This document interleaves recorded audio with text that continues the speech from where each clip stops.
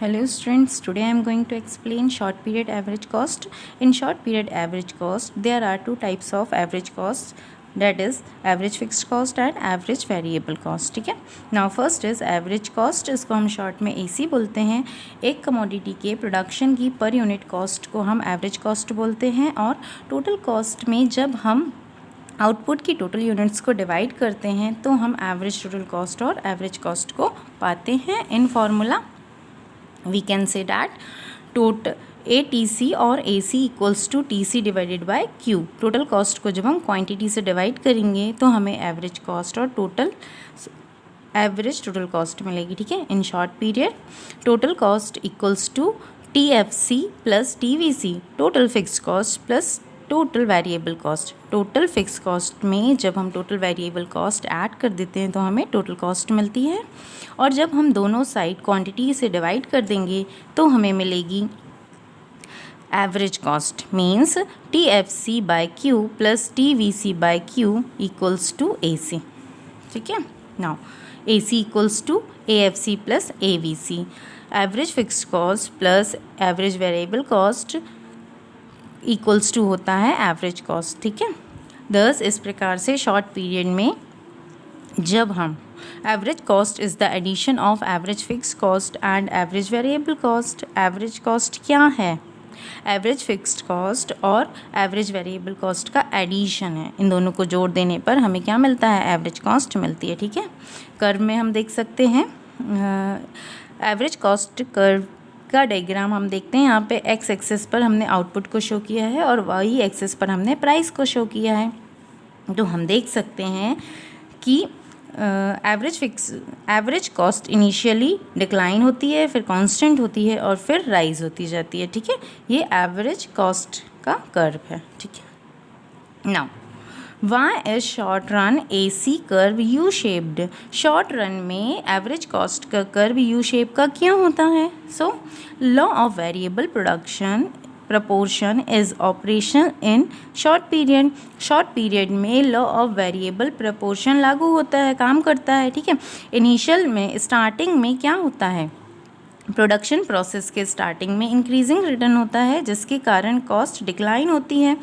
After that cost constant हो जाती है ड्यू टू कांस्टेंट रिटर्न के कारण और फिर उसके बाद क्या होता है? ड्यू टू डिक्रीजिंग रिटर्न्स के कारण एवरेज कॉस्ट का कर्व भी क्या होता है? इंक्रीज होता जाता है. एवरेज कॉस्ट राइज होती जाती है. तो इन तीन फ्रेजेस में चेंजेस के कारण एवरेज कॉस्ट का कर्व यू शेप का होता है. Now average fixed cost. ठीक है. सो जब हम टोटल फिक्स कॉस्ट को क्वांटिटी से डिवाइड करते हैं तो हमें मिलती है एवरेज फिक्स कॉस्ट. यहाँ पर Q क्या है? क्वांटिटी ऑफ प्रोडक्शन की quantity. Average fixed cost declines with every increase in production level because TFC is constant. Production level में हर इंक्रीमेंट के साथ एवरेज फिक्स कॉस्ट डिक्लाइन होती जाती है. क्यों? क्योंकि टोटल फिक्स कॉस्ट कांस्टेंट बनी रहती है. In figure we can see that and see that X axis पर यूनिट्स हैं, क्वांटिटी है और वाई एक्सिस पर प्राइस है. तो हम देखते हैं कि जैसे जैसे हम क्वांटिटी बढ़ाते जा रहे हैं एवरेज फिक्स कॉस्ट डिक्लाइन होती जा रही है और ये कभी भी एक्स एक्सिस को टच नहीं करेगी, इसलिए इसका शेप होता है रेक्टेंगुलर हाइपरबोला का. ठीक है. ये एवरेज फिक्स्ड कॉस्ट का कर्व है. ठीक है. इसके साइलेंट फीचर्स क्या हैं? So silent features of AFC curve are as follows. It slopes downward from left to right. इसका स्लोप लेफ्ट से राइट डाउनवर्ड होता है because total fix cost is constant. क्योंकि टोटल फिक्स कॉस्ट कांस्टेंट है इसलिए AFC fall होगा increment के साथ. किसके इंक्रीमेंट के साथ? जैसे जैसे प्रोडक्शन इंक्रीज होगा वैसे वैसे क्या होगा? इसकी कॉस्ट डिक्लाइन होती चलेगी. B initially AFC falls sharply and later on it falls slowly. Starting में तो ये क्या होती है? तेज़ी से गिरती है और फिर धीरे धीरे गिरने लगती है. Now third is AFC never touches any axis, that is AFC takes the shape of a rectangular hyperbola. AFC का कर्व, एवरेज फिक्स कर्व का कर्व कभी भी किसी भी एक्सिस को टच नहीं करेगा, इसलिए इसका जो शेप होता है वो रेक्टेंगुलर हाइपरबोला का होगा। और AFC means average fixed cost कभी भी ज़ीरो नहीं होगी। ठीक है, अब अपन देखते हैं average variable cost, in short we can say ABC। तो जब हम टोटल वेरिएबल कॉस्ट में क्वांटिटी को डिवाइड करते हैं तो आता है एवरेज वेरिएबल कॉस्ट। ठीक है, TVC divided by Q equals to ABC। ठीक है, the nature of ABC depends on the average productivity of variable factor used in the production. Production में यूज़ किए गए वेरिएबल फैक्टर के एवरेज प्रोडक्टिविटी पर depend करता है एवरेज वेरिएबल कॉस्ट का नेचर। ठीक है, average productivity of variable factor initially rises, becomes constant and then falls at the end। average productivity initial में क्या होती है, rise होगी। ठीक है, एवरेज प्रोडक्टिविटी, ये एवरेज प्रोडक्टिविटी का कर्व है, मींस एवरेज प्रोडक्ट का कर्व है। स्टार्टिंग में क्या होता है, इनिशियल में राइज होता है, फिर कांस्टेंट हो जाता है और फिर डिक्लाइन होता है। लेकिन एवरेज वेरिएबल कॉस्ट का कर्व इससे जस्ट अपोजिट होता है, इन्वर्स होता है।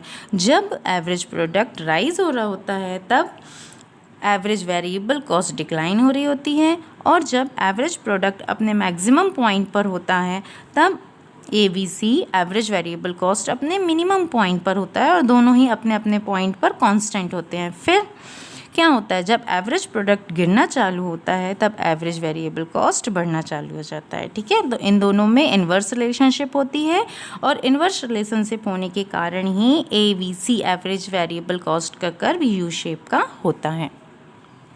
नाउ मार्जिनल कॉस्ट, इसको शॉर्ट में बोलते हैं MC। आउटपुट की वन मोर यूनिट प्रोड्यूस करके टोटल कॉस्ट और टोटल वेरिएबल कॉस्ट में जो एडिशन होता है उसे हम बोलते हैं MC। ठीक है, the marginal cost of the nth unit of output is the total cost of producing n units minus the cost of producing n minus 1 units, that is 1 less in the total n of output। Output की nth unit की marginal cost nth unit की total cost में output की 1 unit की cost minus करने पर आएगी, और हम फॉर्मूले में इसको देख सकते हैं, MCN equals to TCN minus TC bracket में n माइनस 1। हेयर यहाँ पे MCN इक्वल्स टू होता है marginal cost of nth unit, TCN equals to होता है total cost of nth unit, और TC n माइनस 1 होता है total cost of n minus 1 units. ठीक है, now marginal cost only depends on variable cost, not fix cost. Marginal cost हमेशा variable cost पर depend होती है, ना कि वेरिएबल कॉस्ट पर। So MCN equals to TCN minus TCN minus 1, या फिर marginal cost n equals to total variable cost n minus total variable cost n minus 1। इस प्रकार हम कह सकते हैं कि मार्जिनल कॉस्ट सिर्फ वेरिएबल कॉस्ट से एसोसिएटेड होती है, ना कि फिक्स्ड कॉस्ट से। ठीक है, नाउ अब हम देखते हैं relationship between AC and MC। ठीक है, तो फर्स्ट पॉइंट है, both are calculated by total cost. Average cost और मार्जिनल कॉस्ट दोनों ही टोटल कॉस्ट के बेस पे कैलकुलेट होते हैं।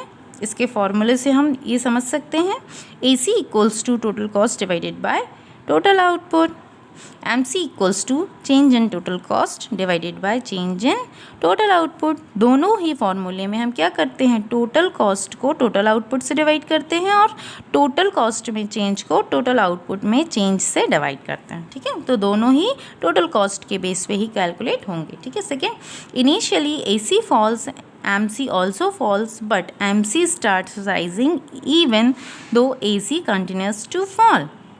शुरू में क्या होता है, एवरेज कॉस्ट फॉल होती है और उसके साथ साथ MC भी फॉल होती है, मीन्स मार्जिनल कॉस्ट भी गिर रही होती है। लेकिन जब मार्जिनल कॉस्ट बढ़ रही होती है उस समय एवरेज कॉस्ट कंटिन्यूसली फॉल हो रही होती है। ठीक है, इसलिए क्या होता है, AC जब गिर रहा होता है उस स्थिति में मार्जिनल कॉस्ट क्या होती है, लेस होती है एवरेज कॉस्ट से। ठीक है, marginal cost is less than average cost. ठीक है, third is when AC becomes minus MC कस्ट AC from below. That is minimum average cost is equal to marginal cost. जब AC अपने मिनिमम पॉइंट पर होती है तब MC कट करता है AC को नीचे से, ठीक है। एवरेज कॉस्ट कर्व को मार्जिनल कॉस्ट कर्व नीचे से कट करता है, तब मिनिमम एवरेज कॉस्ट इक्वल होती है मार्जिनल कॉस्ट के, AC इक्वल्स टू MC, ठीक है। शॉर्ट में हम इस पैराग्राफ से समझ सकते हैं, पैराग्राफ से नहीं, डायग्राम से समझ सकते हैं कि जब देखिए AC राइज हो रही है तब मार्जिनल कॉस्ट लेस देन है, ग्रेटर देन है AC से। देखिए AC यहाँ पे राइज हो रहा है, एवरेज कॉस्ट का कर्व यहाँ पे बढ़ रहा है, तो देखिए मार्जिनल कॉस्ट कर्व उससे ज़्यादा है, उससे ज़्यादा तेज़ी से बढ़ रहा है, ठीक है। When AC is constant so MC also constant. इस पॉइंट पर देखिए AC भी कांस्टेंट है और MC भी कांस्टेंट है, ठीक है। अब क्या हो रहा है, AC इज़ फॉलिंग, जब AC फॉल हो रहा है, डिक्लाइन हो रहा है, तब मार्जिनल कॉस्ट का कर्व उससे ज़्यादा तेज़ी से डिक्लाइन हो रहा है, ठीक है। सो I hope you understand. Thank you.